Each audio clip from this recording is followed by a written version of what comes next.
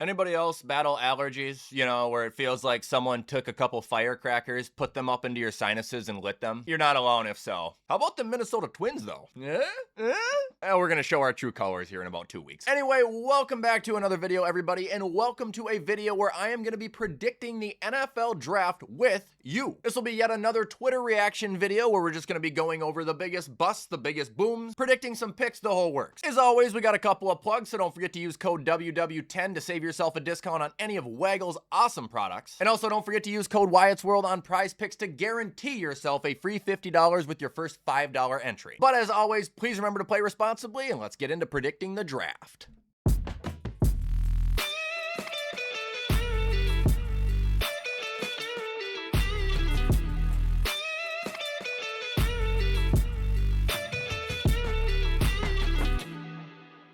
So really quick before we get into it, I just always like to show the tweet and my handle for those who want to follow to participate in future Twitter videos.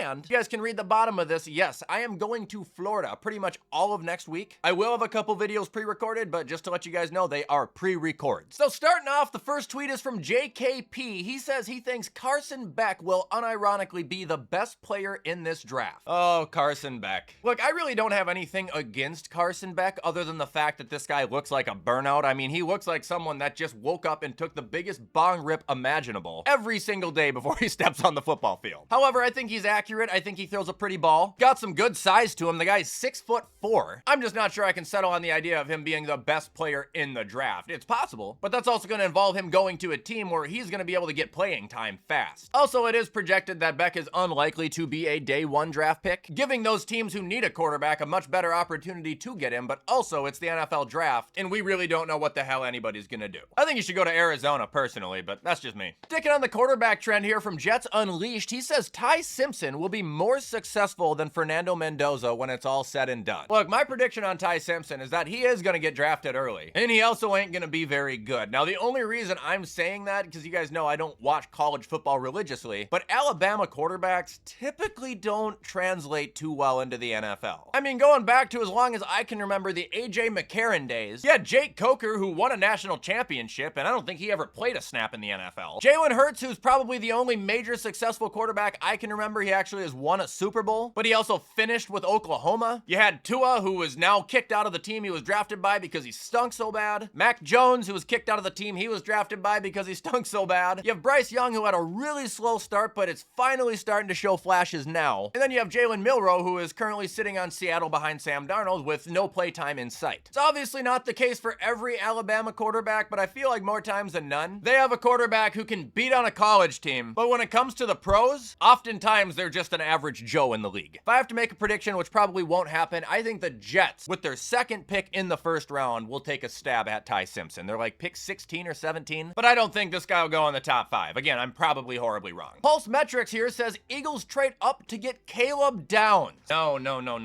There's one team that I think Caleb Downs would fit like a glove, and that is the Commanders. They have the 7th overall pick in the draft. I think if he's available, they're gonna get him. Washington needs the secondary help badly. While at the same time, I think they could draft another running back or perhaps a receiver, I don't think those should be a #1 priority for the Commanders, assuming Daniels will be healthy and ready to play. I know it'll never happen, but if the Bills could somehow trade up and land Caleb Downs, I would also be happier than a pig in shit. But at the same time, I'm also not really willing to give up my ass for another DB when we just drafted one in the first round last year, who, by the way, I still think has potential in Maxwell Hairston. I think Caleb Downs is a Commander. Liam says the Bills swipe Denzel Boston. I'll be honest, that's not the receiver I want, but I wouldn't be too upset about it. The receiver I want the Bills to try and grab is Ted Hurst. The guy is 6'4", he is fast as fuck. I think he would be a great tool for Josh Allen. However, if we could land Denzel Boston or Carnell Tate even, who I think is the highest rated receiver in the draft, I'm gonna be very open-minded and optimistic about it. I will be happy. Don't get me wrong, I know Denzel Boston's a big dude too, but I want the speed this time. I want someone that can beat the defenders. Pats fan for life says AJ Brown to the Pats on draft night. The Pats receive AJ Brown. The Eagles receive 2 firsts in booty.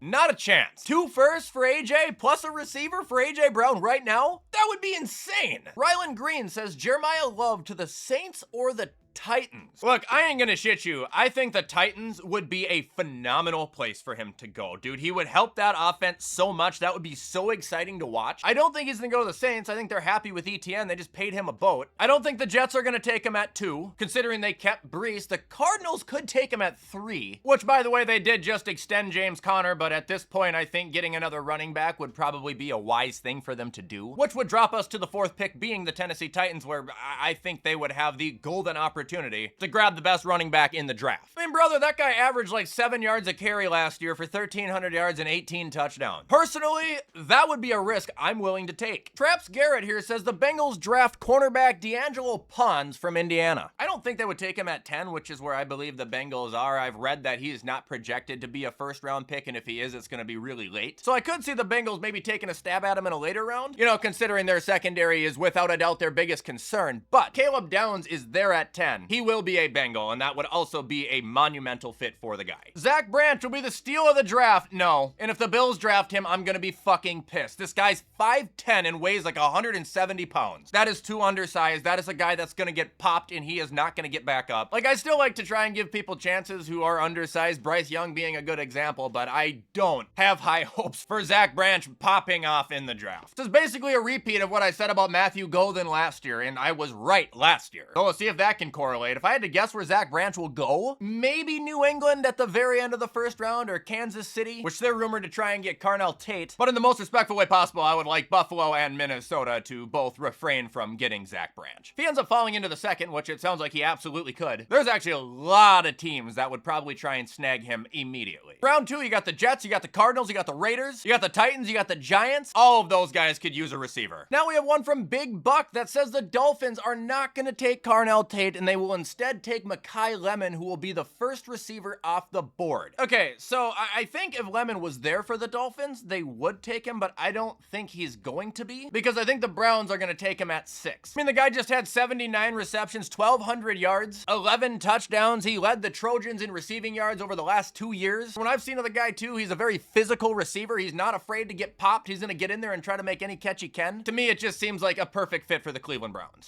This one's from Recon. He says Ruben Bane will end up being a bust regardless of where he goes. Do you not like Ruben Bane? That's kind of a weird thing to say. Dude, this is a big dude and he looks explosive as shit. Now, I have heard rumors and speculation that he is gonna drop in the draft. I heard the Titans are out on him. I'm not quite sure why. Maybe they do just want Jeremiah Love. But I would be ecstatic to see my team land him. If I have to guess where Ruben Bane ends up, I am gonna go ahead and say Baltimore. Another team I've seen circulating around him too is the Lions. Could go to the Saints too, but I think they're gonna prioritize a receiver. And obviously the Bengals would be one too after Trey Hendrickson just left, but honestly I think any team in the NFL could make a case to draft Ruben Bane. I don't think he's gonna suck as bad as you do. Burbos Greg says Mendoza will be a bust for the first 2 to 3 years of his career. First off, I just have to say it's uncanny. It's truly bizarre as to how much Mendoza resembles Kirk Cousins. They genuinely could be related and just not know. It's fucking wild. Now, as far as him being a bust the first 2 to 3 years of his career, I don't see that. I think he's gonna have a Cam Ward start. I think he's gonna be fine. I think he'll make his fair share of mistakes. It's gonna take him a little bit to get used to the pace and the rhythm of an NFL game. But when it's all said and done, if he does get to indeed play his rookie year or even his second year, I think he's gonna be fine. He's accurate. He's smart. Again, a massive human being, 6'5", 230 pounds. I think working behind her with Kirk